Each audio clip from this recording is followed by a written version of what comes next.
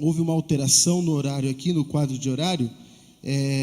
Então estará dando início nesta aula o pastor Fábio Pimenta, e depois a outra matéria da família cristã estará vindo logo após o intervalo. Amém? Vamos colocar em pé nesse momento, estaremos fazendo uma oração e já estaremos passando para o palestrante nesta noite. Senhor, nosso Deus e nosso Pai, nós estamos aqui diante da Tua presença e nós te agradecemos por esta grande oportunidade que o Senhor nos concedeu de estarmos aqui para aprender da Tua palavra, a qual o Senhor nos possibilitou e nos deu esta oportunidade, Senhor, de estarmos reunidos aqui. Abre nossa mente, nosso entendimento, e que possamos sair daqui alimentados, Senhor, cientes da obra do Teu Espírito Santo manifesta nas nossas vidas no meio da Tua igreja.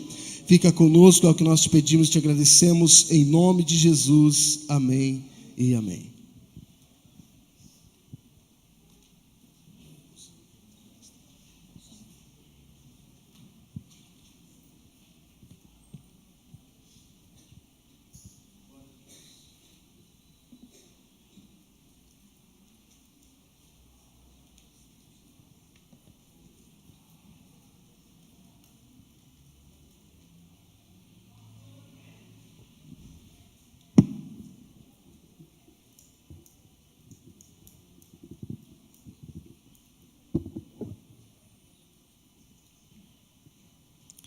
Meus irmãos, eu cumprimento a todos com a paz do Senhor. Amém. É uma alegria poder estar retornando à cidade de Guarapuava, nesta feita, para ministrar nesta EBO. Que Deus continue honrando o seu servo, pastor Antônio Domingos, bem como sua esposa, sua família, e todo esse campo de trabalho.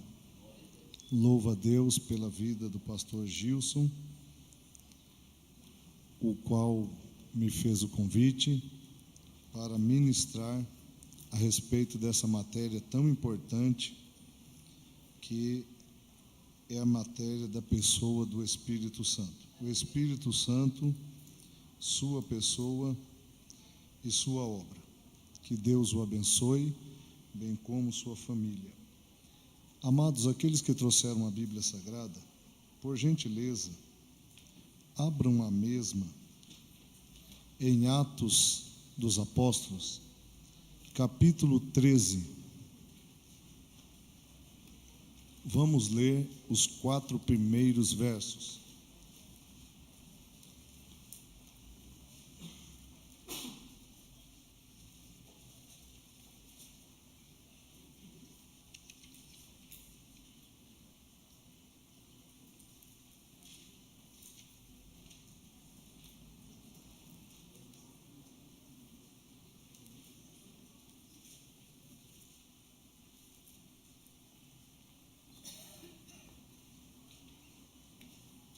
Os que acharam, por gentileza, digam amém. Amém.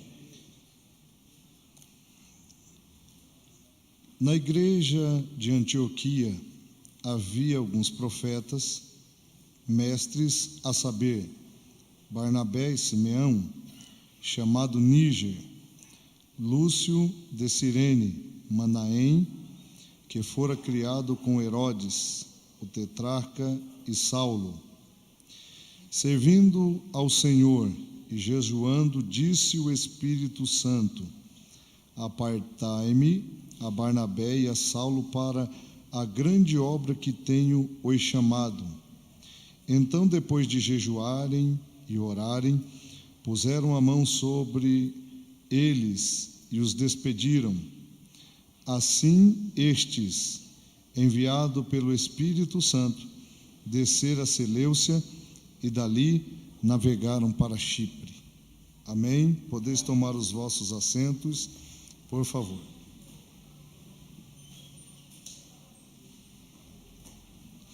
Meus irmãos, a Bíblia Sagrada é um livro doutrinário.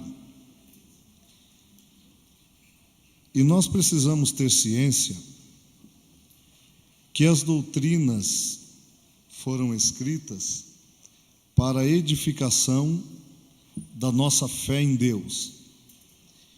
E nós não podemos misturar doutrinas com costumes, porque costumes são transitórios, mas as doutrinas são eternas.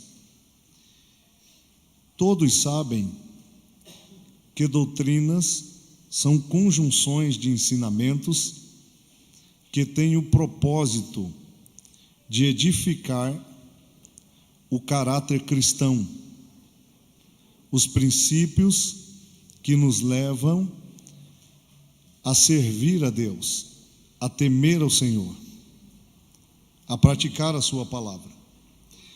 E dentre as doutrinas que nós temos na Bíblia, temos a doutrina do Espírito Santo, uma das doutrinas mais fundamentais no contexto e na aplicação bíblica. E digo isso porque o próprio Espírito Santo foi o inspirador da Bíblia Sagrada, quando a Bíblia diz que ela foi escrita para 3 propósitos: ensinar, redarguir e consolar. E essas são as funções da Bíblia Sagrada debaixo da inspiração do Espírito Santo. Então nós precisamos estudar teologicamente essa doutrina para entendermos qual é a função doutrinária do Espírito Santo na Bíblia Sagrada. Lá na introdução, se você quiser acompanhar, eu coloquei da seguinte forma: a pessoa do Espírito Santo. 2 palavras identificam a personalidade do Espírito Santo: Santo e Espírito. Bem, em primeiro lugar, eu quero deixar bem claro que o Espírito Santo é a 3ª pessoa da Trindade. Há uma doutrina pregada que eu conjugo a mesma como uma heresia, que Pai, Filho e Espírito Santo são uma só pessoa. E isso é um erro. Pai, Filho e Espírito Santo são 3 personalidades, pessoas diferentes, com o mesmo poder, com missões distintas. Espírito Santo. A palavra santo vem do grego ágios, venerável, digno de veneração, sem pecado, puro, reto, oposto a toda impureza. Significa santo. Já o Espírito vem do grego pneuma, que quer dizer vento, sopro, respiração, vida, poder e assim por diante. Essas 2 palavras conjugam o caráter do Espírito Santo, dessa personalidade. Então, ele é santo e ele é Espírito, Espírito Santo. Ágios, venerável, pode ser adorado, não possui pecados, é puro, é reto, não comete injustiça, é benigno, é bom, ele atua. E o espírito no grego aqui é pneuma, diferente do espírito humano, porque a palavra espírito humano, quando aparece na Bíblia, ela aparece com letra minúscula, e a palavra espírito, quando se refere ao Espírito Santo como Deus, tem a palavra maiúscula, espírito. Então aqui está o pneuma, que veio como vento, sopro, óleo, respiração, vida, poder. Se você quiser marcar na sua apostila, a teologia, ela define o estudo do Espírito Santo em 2 níveis. Primeiro nível, acabei de ler, pneuma, é a manifestação do Espírito Santo na forma da natureza humana, pneuma. E depois ela aparece no sentido de paracletos. Essa palavra paracletos, ela vem do original, quer dizer, o Espírito Santo em forma de amigo, conselheiro, aquele que está perto. Então, ela aparece na forma de advogado, de conselheiro. O Paracletos, ele veio na forma de caráter humano, a manifestação do Espírito. Então aí, a teologia ensina nessas duas funções. Quem é o Espírito Santo? O Espírito Santo é a terceira pessoa da Trindade. Ele é com o Pai e o Filho. Nos textos abaixo podemos comprovar isso. Pai, Filho e Espírito Santo. Mateus 16, 3, verso 16, 17, 28, verso 19. Ele é uma personalidade com quem podemos nos comunicar e nos familiarizar. Filipenses 2 e 1, 2 Coríntios 13 e 14. Então, nessa introdução, eu quero que você tenha ciência que o Espírito Santo é Deus. Ao mesmo tempo, ele tem uma personalidade, ele é uma pessoa, tem estado pessoal, e ele tem se manifestado em duas características, como vento, sopro, óleo, respiração, vida, poder, e também como o Paracletos, advogado, amigo, conselheiro, aquele que está perto.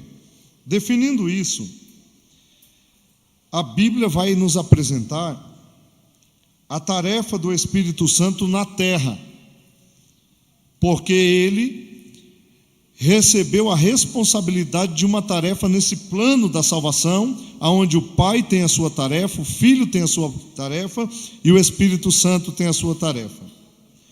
Como pneuma, já disse, ele é vento, mas como Paracletos, nós temos aqui, em primeiro lugar, ele como consolador.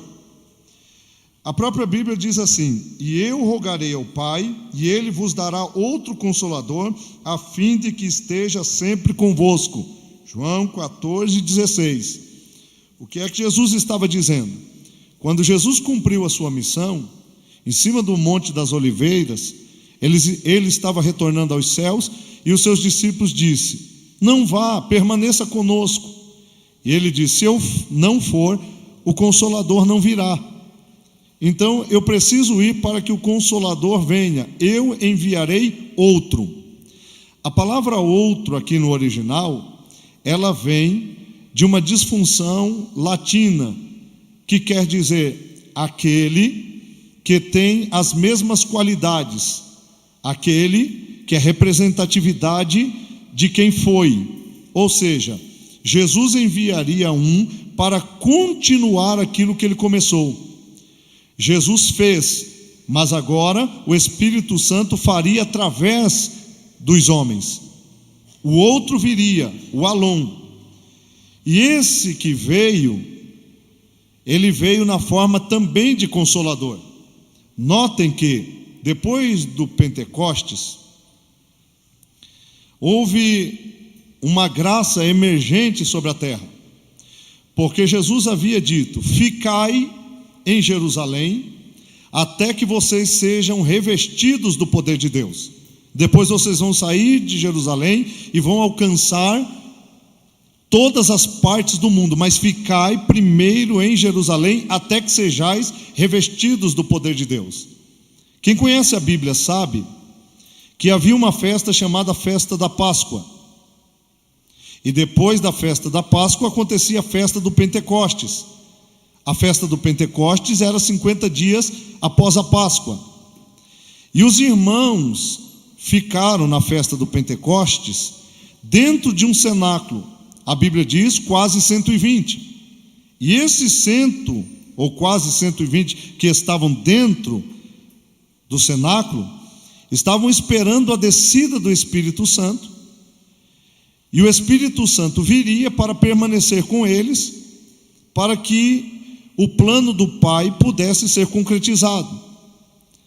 Então os irmãos estavam dentro do cenáculo, o Espírito Santo desceu sobre eles, e todos foram cheios do Espírito Santo, e ali os irmãos passaram a ser consolados. Consolados do quê?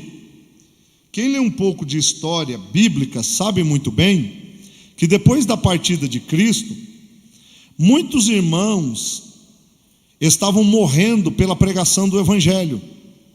Roma matou centenas de crentes, dezenas de irmãos, por causa da pregação do Evangelho. E o Espírito Santo veio na forma de Consolador para consolá-los e encorajá-los diante das batalhas e pelejas que eles teriam a posto da pregação do Evangelho. Então, uma das características do Espírito Santo, o Paracleto, é a consolação.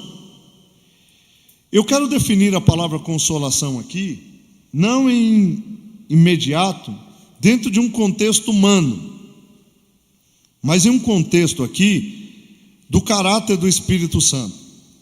Porque o que é consolar? Quando alguma pessoa ou algumas pessoas sofrem algum acidente, quando alguém perde um ente querido, nós, os seres humanos, que ficamos emotivos com tais coisas, geralmente chegamos nessas pessoas e batemos nas costas e dizemos: meus pêsames. Ao acidentado, olha, Deus vai te abençoar, Deus vai te ajudar. Nós tentamos consolar essas pessoas. Mas o Espírito Santo aqui, dentro deste contexto de consolação, ele é poderoso para consolar na sua efetividade. Por quê?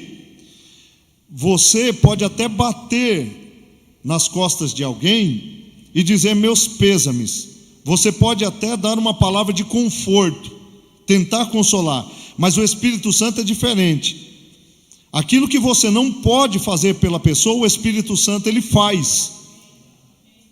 Então, ele não apenas vem no sentido de dizer meus pêsames, ele pode arrancar, extirpar a dor que você está sentindo. Ele tem o poder de sarar a ferida.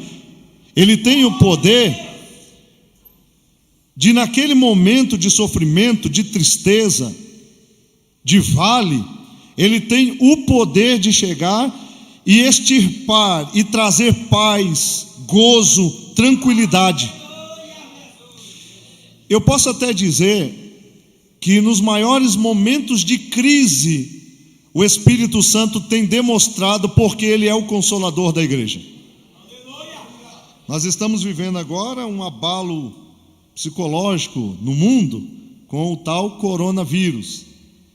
Hoje, se você tossir perto de alguém, alguém já muda de lugar com medo de você pegar o coronavírus, né? O mundo está abalado. Hoje eu estava assistindo um programa do Datena antes de vir para cá, e como os jornais são sensacionalistas e midiáticos, eles vivem de desgraça, né? Porque eles criam algo muito maior do que é, supervalorizam, e já estão, tem gente preocupada já tirando dinheiro da conta poupança, porque estão com medo que o mundo inteiro venha quebrar e aconteça como aconteceu no tempo que Collor foi lá e meteu a mão na poupança dos brasileiros. Então já é um pavor. Tem gente fazendo compra para 5 meses. Teve uma mulher que comprou R$1.000 de papel higiênico.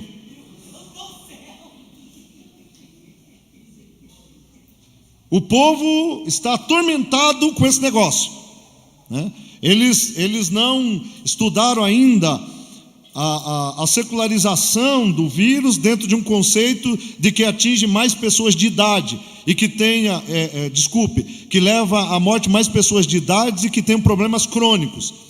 Jovens e crianças dificilmente morrerão por esse tipo de vírus. E aí o mundo já está em desespero. E eu acho engraçado que aí vem os crentes terroristas, porque tem crente terrorista no nosso meio. Ele já diz, não, isso aí é que Jesus já vai voltar amanhã. Não que não seja um dos sinais da vinda de Cristo, porque a Bíblia diz que haveria pragas, fome, terremotos. São sinais da vinda de Cristo. Mas tem gente que já está sem dormir, já tem crente comprando vela santa e fazendo terrorismo gospel. Mas aqueles que confiam no Senhor não serão abalados. Nós não estamos livres de passar por lutas, por batalhas, não estamos livres de ser atingidos por tais vírus, mas a igreja tem o Consolador que está com ela até a consumação dos séculos. Então, ao invés de ficar em pânico, confie em Deus, porque o que tiver que acontecer vai. Irmão, tudo está no controle de Deus. Se tiver que uma quebradeira mundial, vai ter uma quebradeira mundial e ninguém vai impedir.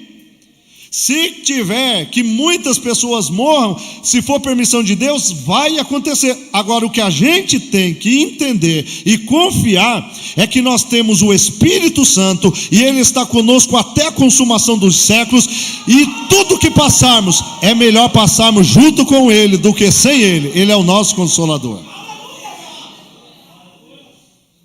O Espírito Santo foi enviado para consolar a igreja. Existe um louvor que diz que o mundo chora sem razão. Eles choram, eles não têm alguém que lhes console. Mas a igreja possui o Consolador. E esse Consolador está conosco aqui nesta oportunidade. Assim como teve com os irmãos que estavam sendo afligidos na igreja primitiva por causa da pregação do Evangelho. Então o próprio Jesus disse: eu rogarei ao Pai que envie a vocês o Consolador, e Ele vai ficar com vocês até a consumação dos séculos. Vai estar com vocês enquanto vocês estiverem aqui. O dia que vocês não estiverem aqui é porque Ele levou vocês para se encontrarem com Jesus Cristo de Nazaré e entrarem no céu. Só uma questão, aqui eu não quero fugir muito do assunto, mas é preciso entender isso. Eu acho muito estranho o que está acontecendo no mundo hoje. Se nós não tivéssemos mídia, ninguém estaria apavorado, porque já teve coisa muito pior na história da humanidade, e a humanidade conseguiu enfrentar e evoluir.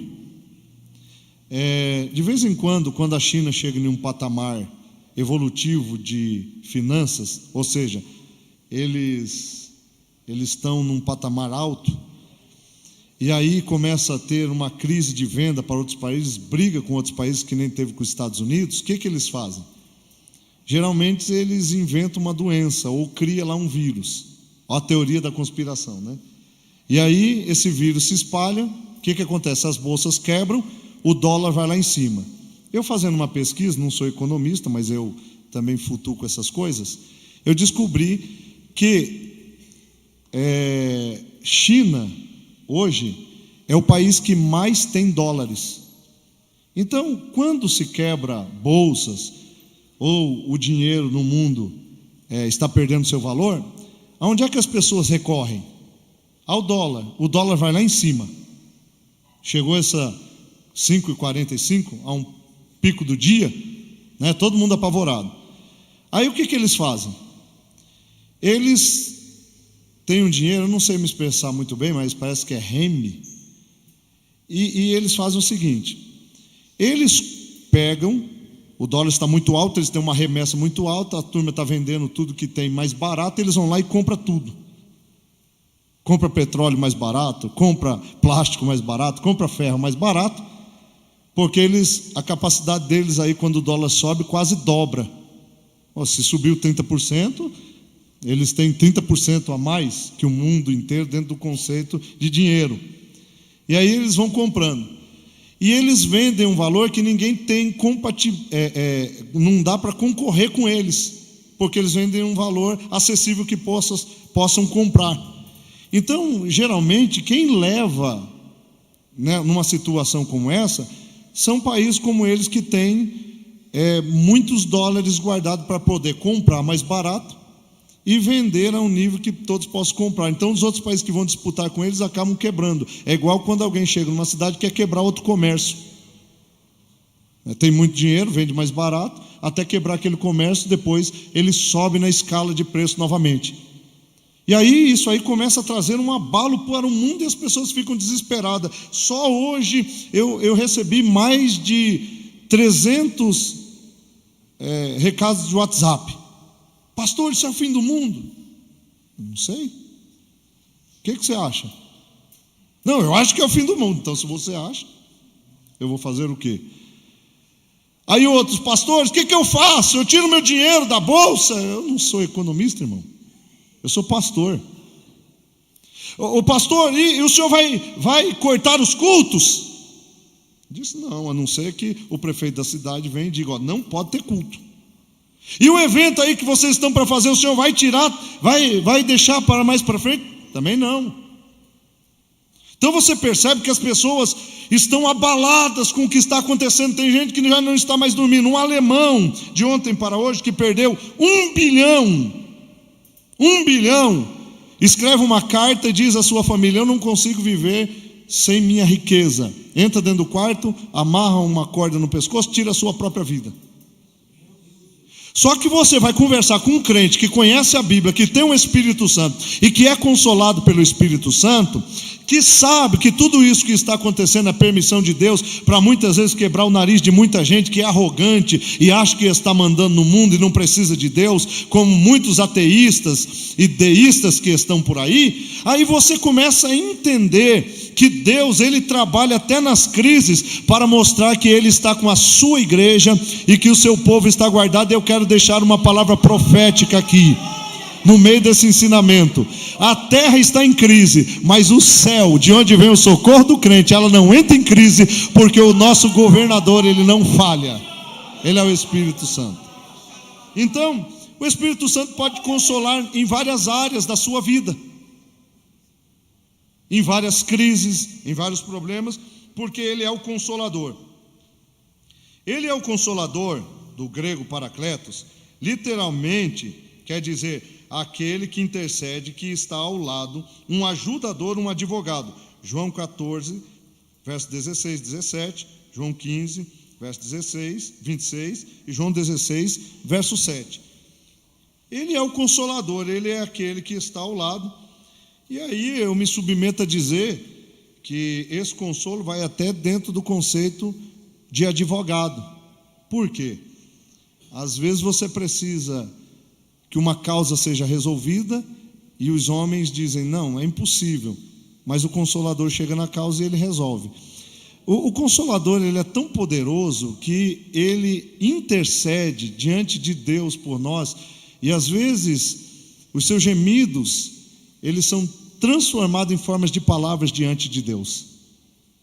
Às vezes você não consegue falar, você só chora, você só geme, e ele intercede para você diante do Pai.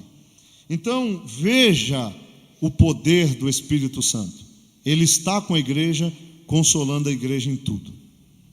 Seja em uma morte, seja em um acidente, seja em um problema espiritual, o Consolador está conosco. Segundo, também ele toma a forma de líder. Ele é o diretor da igreja. Então disse o Espírito Santo a Filipe, aproxima-se desse carro e acompanham. Vocês lembram da passagem que é dito aqui, como o Espírito Santo trabalhou na conversão daquele homem. Mas eu quero encerrar essa primeira parte, me detendo aqui. Outras referências, Atos 13, 2 e 4. O que aconteceu aqui em Atos, até porque Atos dos Apóstolos é conhecido como o livro do Espírito Santo. Ele poderia ser chamado o livro do Espírito Santo, porque nunca houve uma atuação do Espírito Santo tão forte e gigantesca como em Atos dos Apóstolos. Em Atos dos Apóstolos também aconteceu a conversão de um certo cidadão chamado Saulo. Esse cidadão foi um perseguidor da igreja, e o Espírito Santo, ele é o líder da igreja, ele é o diretor da igreja. Eu já vi firma falir, eu já vi prefeitura falir, mas eu nunca vi uma igreja falir. Faz 27 anos que eu morei aqui e a igreja está aqui. Já faliu quantas empresas aí e a igreja está aqui. Então vocês vejam como o Espírito Santo. O pastor Antônio está com 70 anos aqui e a igreja... desculpa. Pastor. Desculpa. O pastor está... O pastor Antônio diz que a igreja está com 70 anos aqui e ela está aqui. Quantas coisas já fizeram para tentar fechar a igreja? Uma vez eu assisti uma reportagem aqui de policiais que entraram por causa de uma denúncia de barulho de som e queriam levar, não sei se levaram, o som da igreja para deter, para parar a marcha da igreja. Mas por que não conseguiram? Porque o Espírito Santo é o líder desta igreja. E ninguém vai conseguir parar ela. Ela pode mudar os seus costumes, o seu contexto de pensamento, mas é o Espírito Santo que está na liderança. É o Espírito Santo que usa seus servos. Quantos irmãos já estiveram aqui, mudaram para outro lugar, outros desviaram, chegaram outros, e a igreja está aqui. E ela vai estar até no dia do arrebatamento. Ninguém para ela porque o Espírito Santo está com ela. A igreja ela sempre foi suscetível a perseguições. Eu não sei aqui como é que funciona, mas lá onde eu moro tem lei do psil. Passou das 22 horas, alguns decibéis saiu da porta, já é um problema sério. Só que no tempo do carnaval soltam um foguete em cima da minha casa, a turma se embriaga o dia inteiro, urinam nos cantos, porque é uma cidade pequena, de 16 mil habitantes, aí desce cerca de 15 a 20 mil pessoas, falta água, defecam nas ruas, é uma bagunça. Ninguém fala nada, você chama a polícia, eles dizem que é cultura. Agora vai você fazendo um culto e passa das 22. Você vai ter um baita de um problema. Porque a igreja sempre foi assim, ela sempre foi perseguida. E o Espírito Santo, ele veio como o dirigente, o diretor desta igreja. Houve um homem cujo nome era Saulo de Tarso que começou a perseguir a igreja. Ele levava os irmãos cativos e dava ordem para acabar com os cultos. E esse Saulo de Tarso, ele nasceu em Tarso da Cilícia, e ali ele foi criado até os 9 anos pelos seus pais. Depois seus pais saem de cena, me parece que morrem, e aí a sua irmã, que está no capítulo, se não me engano, 17, ela aparece, e com seu sobrinho João Marcos, não é aquele João Marcos de Barnabé, mas esse João Marcos aqui, era sobrinho de Saulo, e a irmã de Saulo entrega ele a uma sinagoga, e lá na sinagoga ele começa a aprender aos pés do sábio Gamaliel, se torna um doutor da lei com aproximadamente 25 anos de idade. E aí ele passa a obedecer à lei. Quando o evangelho passou a ser pregado, ele não entendia o que era o evangelho, passou a perseguir a igreja. Onde havia um culto, ele pegava uma carta de Roma, porque ele tinha cidadania romana, do clero, e tinha cidadania judeu, ele era um hebreu, um judeu, mas também tinha cidadania romana, e passou a perseguir a igreja. E vai matando os crentes. E ele era um homem de pequena estatura, o nariz encurvado, feito um tucano, meio cego, problemático de das suas visões, me parece que capengava, mas era um poliglota, entendeu tudo de lei, sabia todas as interpretações da lei e as suas aplicações, era um fariseu de natureza. E às vezes eu fico vendo irmãos escrever quando quer atacar alguém, chamar alguém de falso, dizer assim: seu fariseu. Irmão, se você chama alguém de fariseu, você não está chamando de falso, você está chamando de doutor da lei. Então você está elogiando em vez de chamar de falso. Falso é hipócrita, você deveria chamar então de hipócrita. E está aquele Saulo de Tarso perseguindo os irmãos, e aí ele pega uma carta, vai em direção a cidade de Damasco, e lá no caminho Jesus aparece para ele como um abortivo e diz: Saulo, Saulo, por que me persegue? Escamas são criadas nos seus olhos. Ele no chão diz: quem é, Senhor? E o Senhor diz: eu sou a quem você persegue. E aí, a partir daquele momento, há uma conversão. E eu acho muito interessante quando o próprio Cristo diz a ele: dura para ti recalcitrar contra aguilhões. E aí eu fui estudar porque o Espírito de Deus trabalhou dessa forma. E aí esse Saulo de Tarso é levado até uma rua direita, na casa de um irmão chamado Simão Judas, e fica lá orando durante 3 noites e 3 dias e se converte. O grande problema desse homem agora está sendo resolvido, ele está se convertendo. E o processo da conversão não é da noite para o dia. Não acho que uma pessoa vai se converter hoje, vai mudar totalmente. O processo da conversão é com o ensino da palavra. Tem gente que o irmão se converteu hoje, ele já quer que a pessoa mude totalmente. Ele não vai mudar assim, ele vai mudar com o ensinamento da palavra e o trabalhar do Espírito Santo. Então temos que ter paciência. É por isso que quando alguém aceita Jesus, você tem que visitar, tem que ensinar, tem que ajudar, até que ele consiga caminhar sozinho. Até porque agora ele está no leite. Vai chegar a fase do jabá, do arroz, do feijão, do porco, na pururuca, da gordura. Mas por enquanto não. É a mesma coisa que você querer dar carne para uma criança que está mamando. Você vai matar ela. Onde é que eu quero chegar, você vai entender. Saulo está na rua lá, tal, orando, jejuando, e Jesus diz: duro para ti é recalcitrar contra aguilhões. Eu fui buscar no original, por que Jesus falou isso para ele? Jesus falou isso para ele porque Saulo era um homem que andava olhando assim os outros, ele desconsiderava, arrogante dentro do conceito aqui. Ninguém domina, porque a palavra Shaul no original hebraico é aquele indominável, ninguém domina. Aí Jesus diz: dura para ti recalcitrar contra aguilhões. E aí eu fui buscar o significado da palavra aguilhão, e eu descobri que existiam vários tipos de aguilhão. Um deles era um ferro pontudo de 1,20 m mais ou menos. 10 centímetros para baixo havia uma ramificação de couro amarrado e tinha umas campainhas. Para que servia?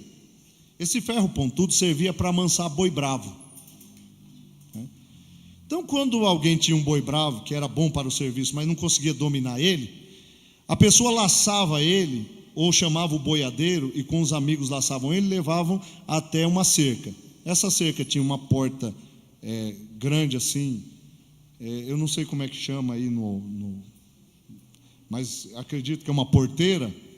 E também ela vinha terminando e terminava em 2 palanques de aberto de 40 centímetros. Um negócio assim. E aí colocava o boi lá dentro, soltava o boi, o boiadeiro pegava o ferro, encostava em outra madeira e deixava a ponta do ferro para dentro da cerca. O boi olhava e achava que podia atingir o boiadeiro, porque via o boiadeiro pelo vão, mas não podia calcular o seu tamanho. Quando ele partia para cima do boiadeiro, ele encontrava com a ponta do ferro. Quando o crânio batia na ponta do ferro, o sino balançava, ele sentia a dor, voltava para trás. 10, 15 ferrada no ferro, o boi está ferido, se deita no chão, o boiadeiro pega o ferro em uma mão e na outra mão ele leva um óleo. Quando ele chega para curar as feridas do boi, que o boi acha que vai poder agredi-lo e tenta levantar, o boiadeiro balança o ferro. Quando o boi ouve o sininho, é como se ele estivesse dizendo: se eu for de novo, vou levar outra ferrada na cabeça. Então é melhor ficar quieto, deixar ele curar minhas feridas e colocar o jugo sobre mim. Vou explicar. Muitos de nós éramos como Saulo, cabeça dura. Tivemos que encontrar a ponta do ferro para ficar mansinho. Muitos que jogavam ovos no templo, na hora do culto, quando você estava pregando, xingava você, e agora são crentes. Por quê? Um dia se levantaram, tem uma manchinha no rosto, o médico diz: é câncer.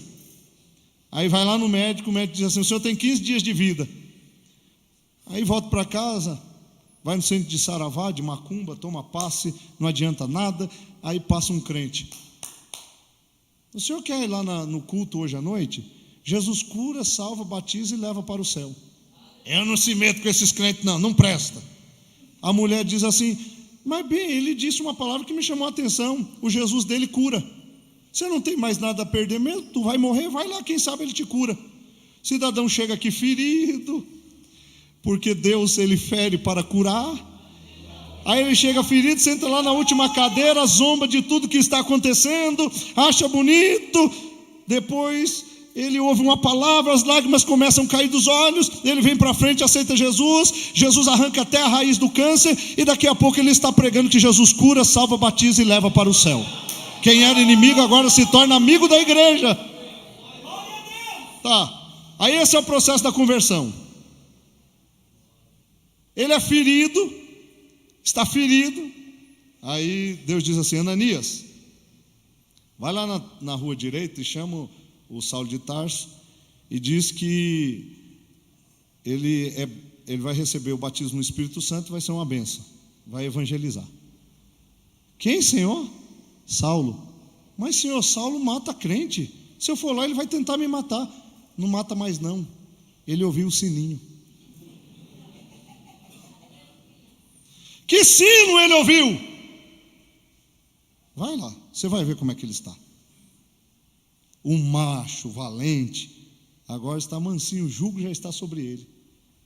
Bate palma, entra na casa de Simão Judas. Simão Judas, cadê Saulo? Saulo está orando e jejuando faz 3 dias. Chega lá, meu irmão.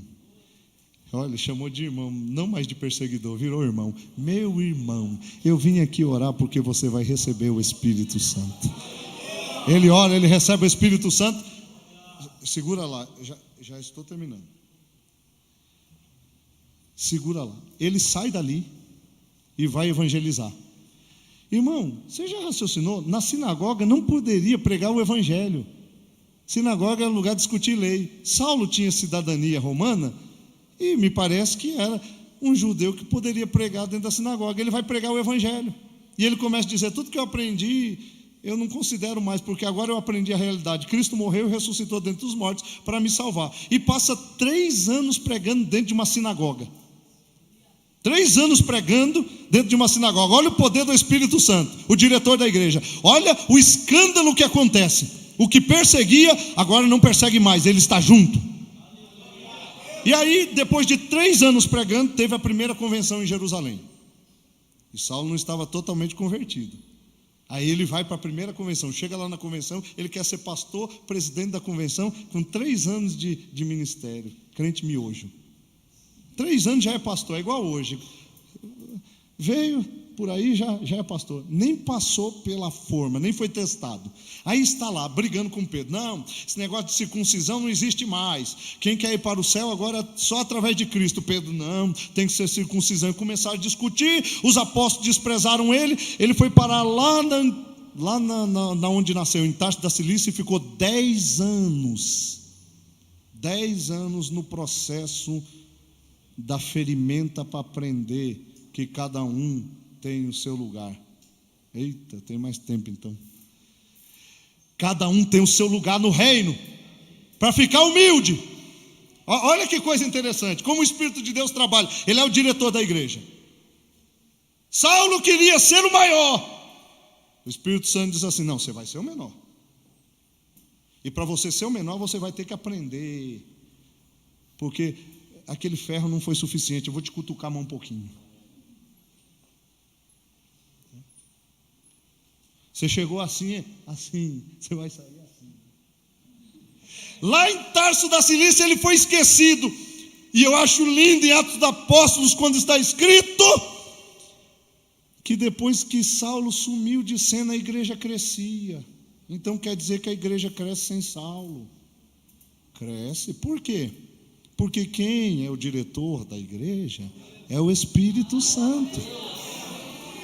Não vá pensar que é por causa da tua pregação, por causa do teu bom ensino, por causa do teu cântico. Se você sair, meu querido, não quero que você saia, mas se você sair, a igreja vai continuar de pé, porque o diretor dela não sai. Ele está com a sua igreja. Ele estava muito arrogante e Deus queria tratar o caráter dele. E para tratar o caráter dele, ele teve que ser ferido. Então, quando Deus está ferindo alguém, não é para matar, é para curar, é para que essa pessoa aprenda a entrar na dimensão do Espírito Santo e servir a Deus. É mais ou menos assim. Você imagina um irmão aí, uma irmã, dirigente lá do departamento de senhoras, 20 anos. Aí o pastor chega e diz assim: hoje não é mais a senhora, não explica por que tirou. Vou colocar outra. No tempo que essa irmã ficou lá, tinha 50 irmãs.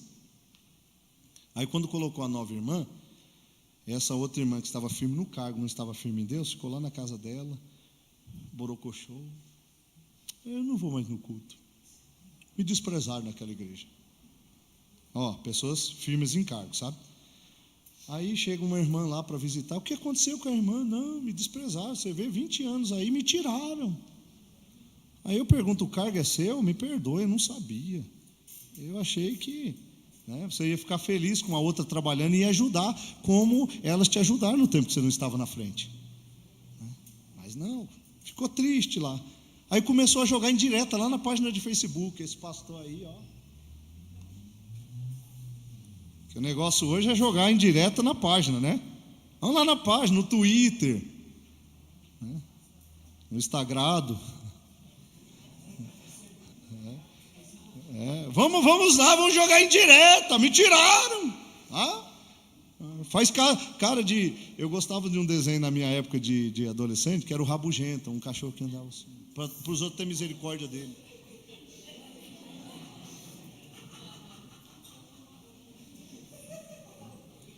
Só para alguém dizer assim, o que foi que fizeram com você?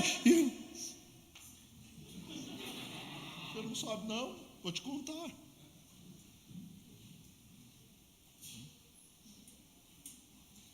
Está lá, parece que está abandonado e a igreja crescendo. Aí chega uma irmã lá na casa dessa e ainda coloca uma pedra no sepulcro dela. Diz assim, enquanto a senhora era dirigente, tinha 50 irmãs nesses 20 anos. A irmã chegou agora, assumiu, já tem 150 em 3 meses. No ego, Foi... feriu. Porque tem gente que tem que ser ferida no ego. E o Espírito Santo faz isso para a pessoa aprender a ser dependente dele. Se você canta e Deus faz alguma coisa, você canta para a glória de Deus. Se você prega e Deus faz alguma coisa, você prega para a glória de Deus. Se você dirige qualquer departamento, não é para você, é para Deus. Deus não reparte a sua glória com ninguém. Você pode ser bom no que você faz, mas a glória sempre será de Deus. O problema é que as pessoas querem a glória para si. Já viu aquela pessoa que quando ele vai dar aula na escola dominical, ele coloca lá, gente, amanhã sou eu. Vai ser espiritual demais,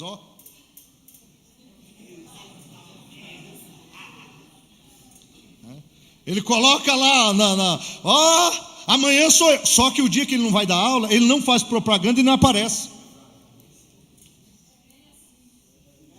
Aí o Espírito Santo pega o ferro nele, toma! Aí ele, aí Deus, eu estou trabalhando no teu caráter. Porque na hora de cooperar você não quer, mas na hora de aparecer você quer. Tem gente que não aparece para cantar em cultos, que tem pouca gente, mas chega em evento grande, vem aquele calhamaço, eu quero cantar. E se não dá oportunidade, sobe em cima da tribuna para ameaçar o líder da igreja.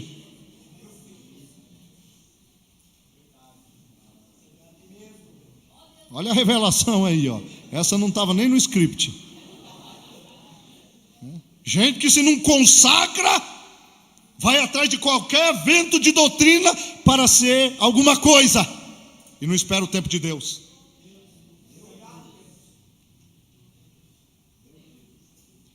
Eu estava me lembrando, eu apanhei muito de Deus, quando eu tinha 18 anos de idade. Eu já estava pregando assim, pregando em algumas partes desse país. E eu fui pregar num evento muito grande no Nordeste, que tinha umas 50 mil pessoas. Aí eu cheguei lá e preguei. Preguei. Quando eu terminei de pregar, eu estava tão cheio de mim mesmo, que meu terno não cabia assim.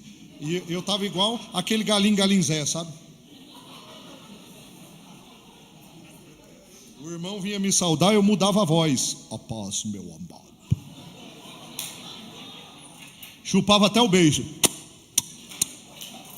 Sabe aquele pregador que começa com voz de trovão e termina crinquilando? Daquele jeito. Eu não aguento ouvir essas pregações. É um assassinato a retórica bíblica. Porque o poder está na palavra. Eu vim de uma família que aprendi que se a palavra não tiver efeito, nada vai ter. Porque o poder vem de Deus, está na palavra. Essa configuração do metralhadora, trovão e não sei o quê. Por favor, né? A fé vem pelo e ouvir o quê? A palavra de Deus. Então, se a palavra não despertar a fé, meu irmão, nada mais vai despertar. Eu sou de uma época que pregador ficava rouco antes da pregação, ficava gritando na frente do espelho para a voz ficar grossa. Ele ia pregar, pregava rouco. E eu estava lá, preguei. Naquela noite Jesus batizou algumas pessoas com o Espírito Santo. Quando terminou a pregação, um menino subiu em cima da tribuna, pegou na minha mão e disse: "O senhor pregou muito". Aí pronto, eu fui no Orkut.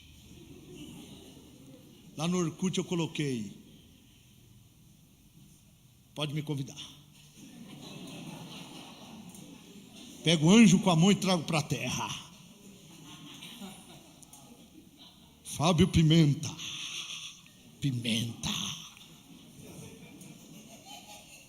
Tá bom. No outro dia eu fiquei para ver o outro pregador. Aí o pregador pregou. O mesmo rapaz que subiu em cima da tribuna pegou na minha mão e disse: "O senhor pregou muito". Subiu na tribuna, pegou na minha mão e disse: "Ontem o senhor pregou muito, mas este que pregou hoje pregou 20 vezes melhor do que o senhor". Rapaz, o ferro foi tão grande que eu fiz assim. Eu disse assim: "Mas por que ele falou isso para mim? Ontem estava bom, hoje está ruim". Ferindo eu, me preparando para não querer tomar uma glória que não me pertence. Desse murcho. Ferido. Eu levei uma lição em Curitiba. Eu estava pregando num congresso de adolescentes e receba. E brigando com o sonoplasta por causa de som. E aquela loucura. O pastor Pimentel levantou e colocou um bilhete no meu bolso. Aí eu: "O que será que está escrito?" Curioso, coloquei no meio da Bíblia, disfarcei, estava escrito: "Grite menos, pregue mais. O poder está na palavra".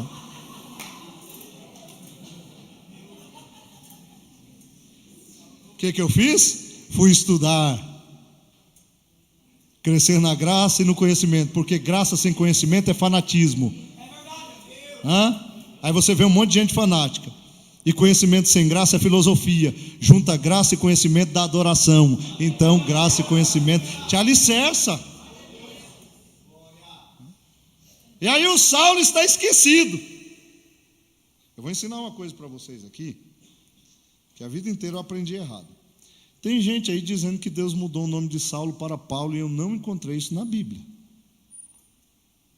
Na minha Bíblia está escrito assim, em Atos 13, verso 9: "Todavia, Saulo, que também se chamava Paulo".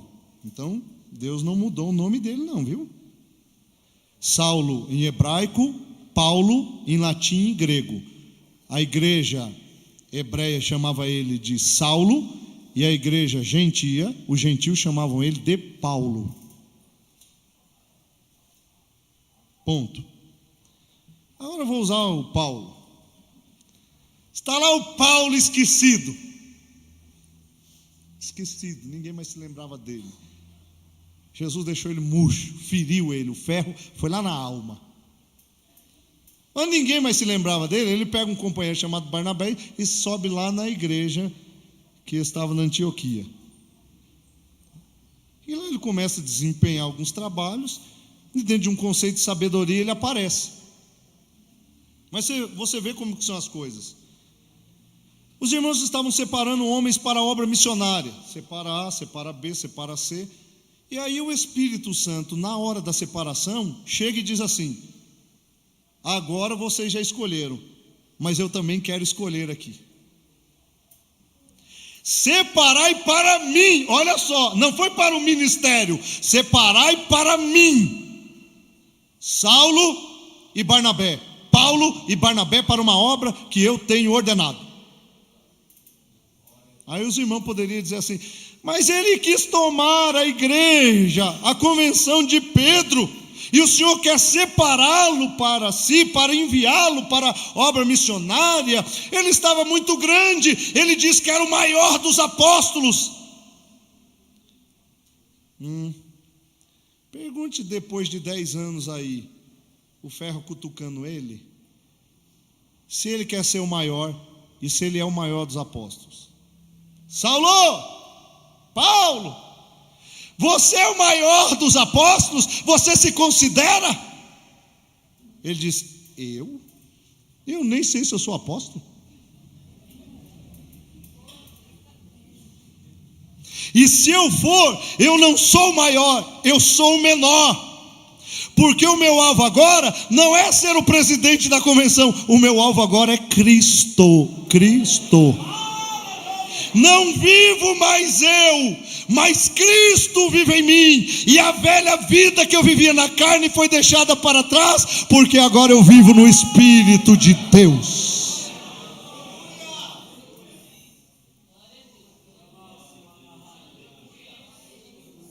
Aleluia, aleluia, aleluia, aleluia. O Espírito Santo é o diretor da igreja. Tem gente dizendo, fulano não me vê, mas o Espírito Santo está vendo na hora precisa, ele vai te colocar no lugar exato.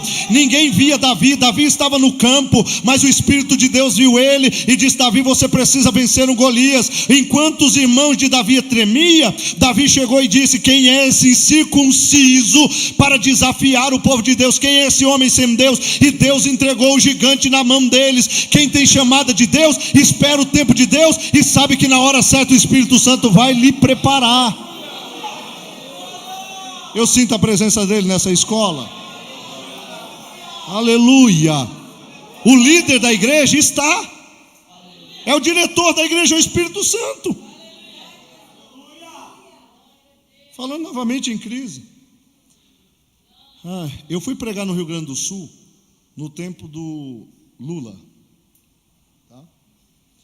E eu confesso que na primeira vez que eu votei no partido de esquerda foi nele porque eu desconhecia aquilo que era esquerda. Depois que eu fui conhecer os conceitos de esquerda, eu abandonei, porque na Bíblia tudo está à direita, só o bode é à esquerda, então fui para a direita. Estou brincando, tá? Não vou me meter com política aqui. Aí eu fui para a direita, até Jesus está à direita do Pai, tudo para a direita. Aí o que aconteceu?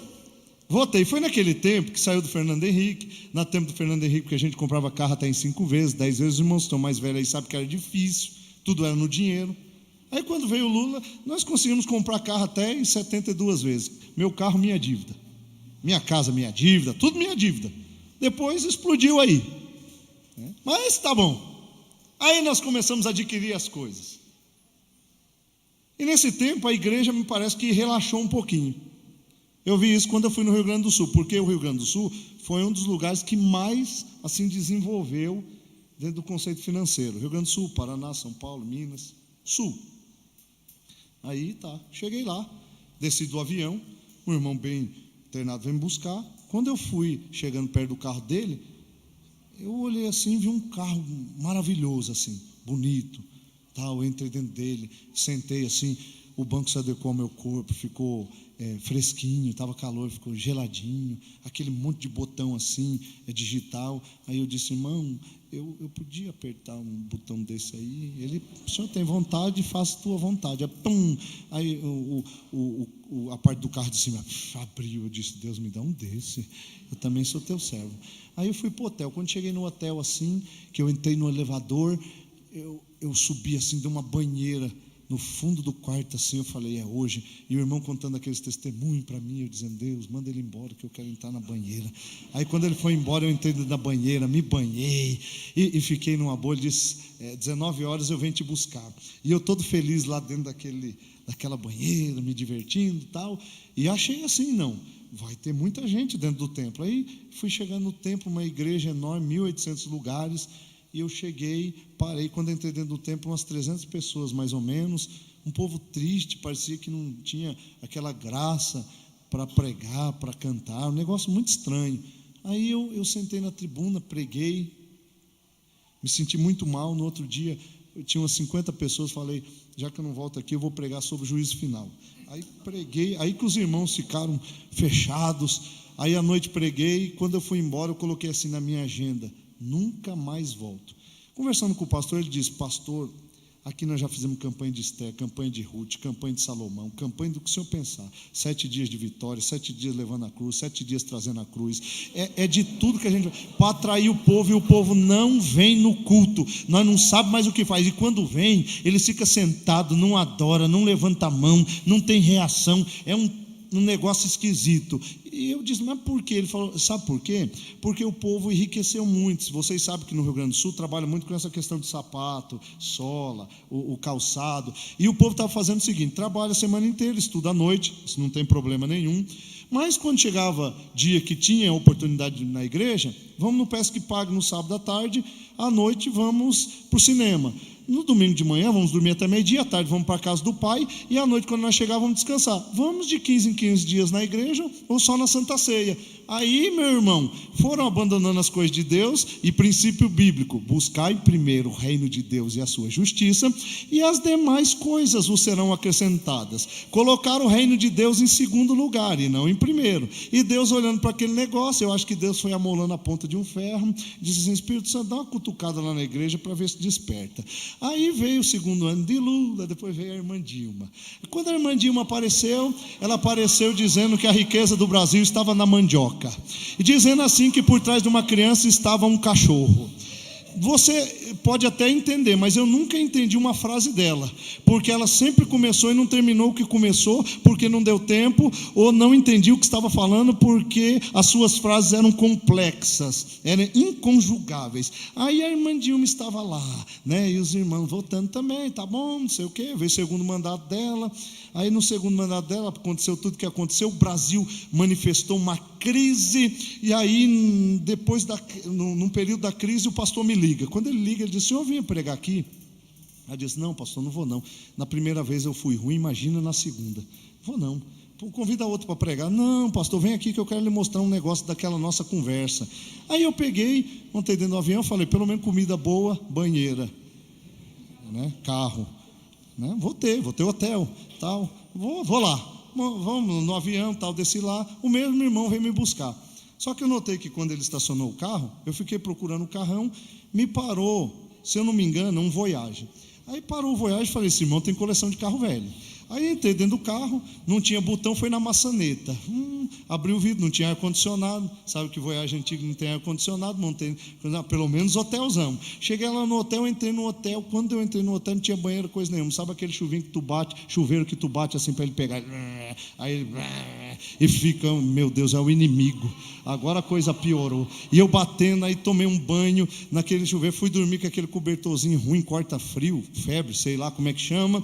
E eu disse, a coisa aqui não está boa. Só vi irmãos reclamando, a turma que foi no carro com a gente estava reclamando também da situação do país, mas quando a gente foi pegando rumo ao templo, que chegamos perto do templo, a frente da igreja estava toda lotada, e telão, e gente dentro, e você ouvia, glória, Deus é grande. Eu falei, meu Deus, não é possível que eu vim aqui esses anos atrás, o que aconteceu aqui com esse povo? Aí eu subi em cima da tribuna, preguei, Jesus batizou com o Espírito Santo, curou, eu falei, meu Deus, o negócio aqui mudou. Eu falei, pastor, o que aconteceu aqui? Ele disse, pastor Fábio, nessa crise o povo voltou para a igreja, estão orando antes do culto, o culto termina 22 horas, ninguém sai, ninguém reclama do horário, termina o culto, fazem campanha até a meia-noite, alguns entram em vigília e vão orando até 4 horas da manhã, e a oração é mata Dilma Jeová, mata Dilma Jeová, mata Dilma Jeová, mata Dilma Jeová. Você sabe o que é que Deus estava fazendo? Fazendo o povo voltar para dentro do templo. Quando você vai se afastando, o ferro de Jeová vai te cutucando. Aí está doendo, Jesus diz, vai para a igreja, vai orar, vai ensaiar, pega teu instrumento, vai tocar de volta. O diretor da igreja é o Espírito Santo, é ele que cuida dela. Você não tome jeito não, que o ferro vai te pegar, e quando o ferro ferro te pegar, tu vai chegar aqui, ai, Jeová, tá bom agora, tem tempo de orar, não ora, tem tempo de vir em escola, não vem, tem tempo de congregar, não congrega, só vive com desculpinha. O ferro está aí, o Espírito Santo é o diretor da igreja, ele vai despertar a igreja antes do arrebatamento, está escrito na Bíblia, vai haver um derramar do Espírito Santo, ele é o diretor da igreja. Oh glória, aleluia, aleluia. O povo anda brincando com as coisas de Deus, mas o diretor está aí, e ele está nessa escola bíblica dizendo: meu irmão, trabalha, age, faz alguma coisa pelo reino. Deixa eu ver se eu tenho mais 5. Tem 5 minutos ainda? Tem. Então vou terminar agora. Aí amanhã eu continuo o assunto dentro do contexto mais evoluído. Isso aqui eu não conto o testemunho dos outros, porque o que não aconteceu comigo eu sou meio cabreiro de contar, mesmo que essas coisas que eu tenho visto por aí. Então eu conto o que aconteceu comigo, porque esse negócio de ficar contando testemunho dos outros é ruim. Meu pai dirigiu uma igreja em Paraíso do Norte, tinha um cabra lá, mas pensa num irmão chato. O pastor dizia: vamos orar a ele. Oro quando eu quero. Meu Deus. Deu vontade de falar: vai para Guarapuava, vai para outro canto, não fica aqui não. Tem gente que a gente quer mandar embora, né? Aí fala: vamos contribuir. Não contribui porque dízimo é para encher bucho de pastor.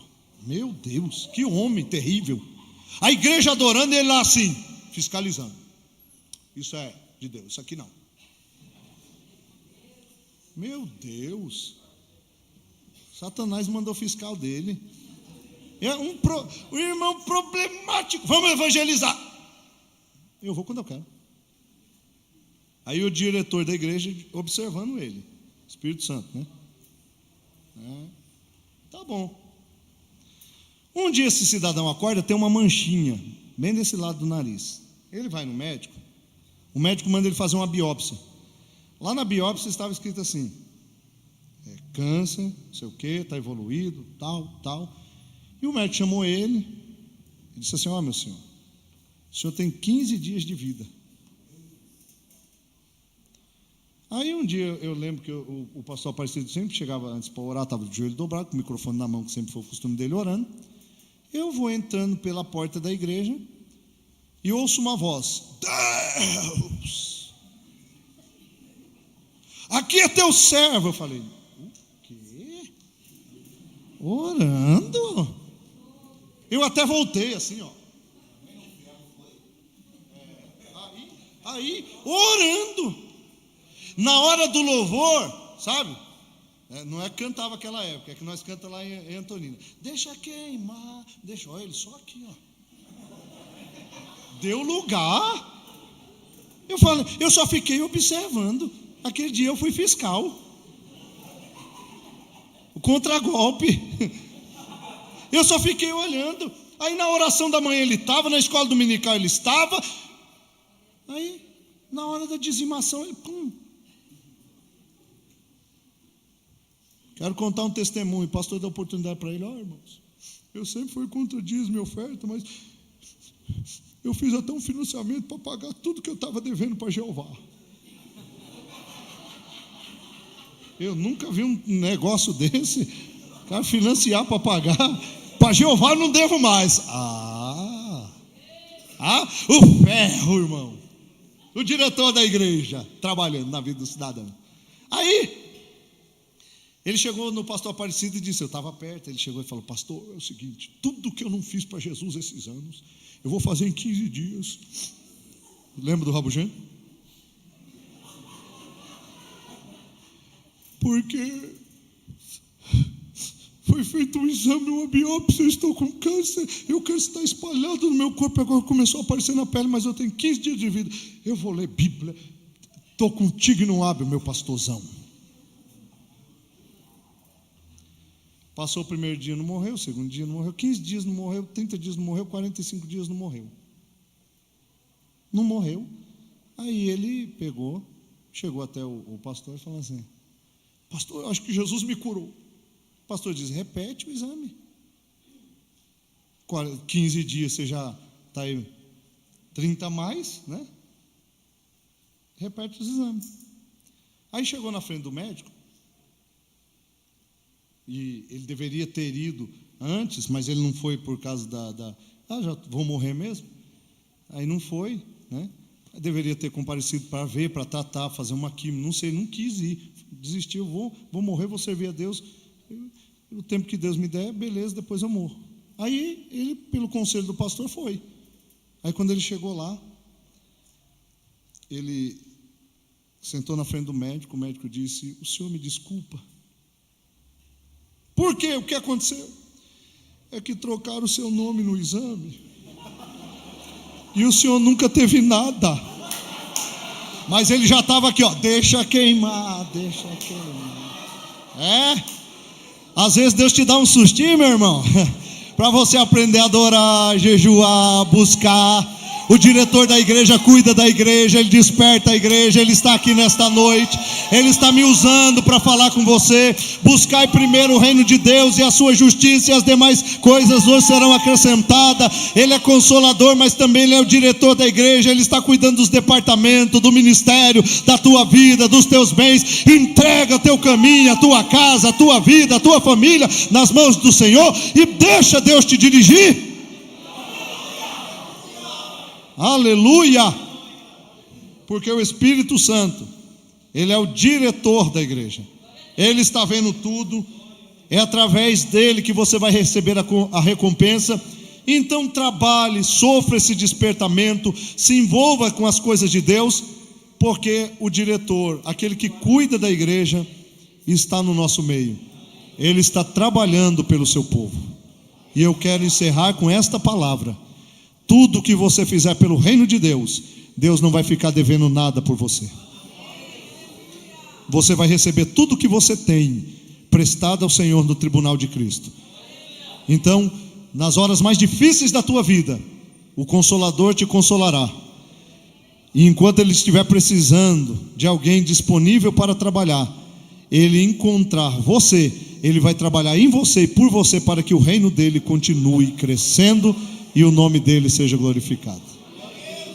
Deus é tão bom.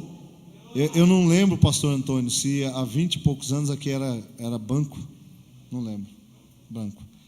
Mas muitas vezes nos cultos de quinta-feira, eu saía lá da Vila Popular, de a pé, e sentava bem ali atrás para assistir às pregações.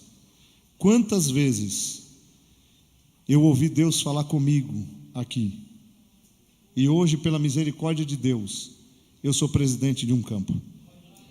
Jamais, pensa num menino arteiro, bagunceiro. Talvez o pastor não se lembre disso, eu fui até disciplinado aqui, por causa de namorico. Ele me disciplinou, mas disciplinou com amor, dizendo: não, você errou, mas aquele conselho pastoral, e hoje eu estou aqui. Por quê? Porque quando o Espírito Santo vem em você, arrependimento, o desejo de fazer, o desejo de estar na presença, ele trabalha, ele é o diretor da igreja. O que é teu, ninguém vai tomar, é Deus que dá, é Deus que tira. Então receba a bênção do Espírito Santo e saia daqui consciente do propósito que Deus tem na sua vida. Amém.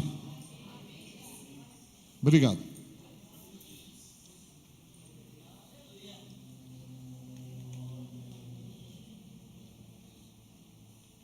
Irmão,